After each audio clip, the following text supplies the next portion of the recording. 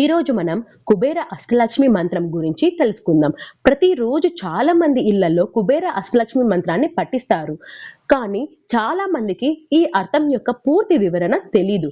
కాబట్టి ఈ వీడియోలో మేము కుబేర అష్టలక్ష్మి మంత్రం గురించి చెప్పడం జరుగుతుంది. ముందుగా శ్లోకం విందాం. ఓం హ్రీం శ్రీం క్రీం శ్రీం కుబేరాయ అష్టలక్ష్మి మమ గృహే ధనం పురయ పురయ నమః. ఇప్పుడు ఈ శ్లోకం యొక్క పూర్తి అర్థాన్ని వివరిస్తారు.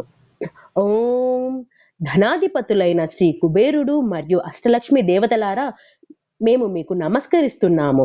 మీరు మా ఇంటిని సంపదలతో, ఐశ్వర్యముతో, సౌభాగ్యాలతో నింపమని మేము మిమ్మల్ని వేడుకుంటున్నాము. మా గృహంలో ధన సంపదలు పూర్ణముగా, పరిపూర్ణముగా నింపండి అని మేము మిమ్మల్ని వేడుకుంటున్నాము. ఈ కుబేర అష్టలక్ష్మి మంత్రం యొక్క పూర్తి అర్థం ఇంకొకసారి విందామా? ఓం ధనాధిపతి అయిన శ్రీ కుబేరుడు మరియు అష్టలక్ష్మి దేవతలారా, మేము మీకు నమస్కరిస్తున్నాము.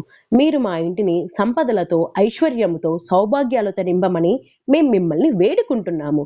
మా గృహములలో అంటే మా ఇంట్లో ధన సంపదలు పూర్ణముగా, పరిపూర్ణముగా మా ఇంట్లో వెదజల్లేలా చేయమని మేము మిమ్మల్ని వేడుకుంటున్నాము అని అర్థము. అలాగే మీకు ఏ శ్లోకం గురించైనా తెలుసుకోవాలి అని అనుకుంటే కామెంట్ సెక్షన్లో కామెంట్ చేయండి. నేను ఆ వీడియోని మీకు తెలియచేయడానికి పూర్తిగా ప్రయత్నిస్తాను. ఈ వీడియో మీకు నచ్చినట్లయితే లైక్, షేర్ అండ్ సబ్స్క్రైబ్ చేసుకోవడం మాత్రం మర్చిపోకండి.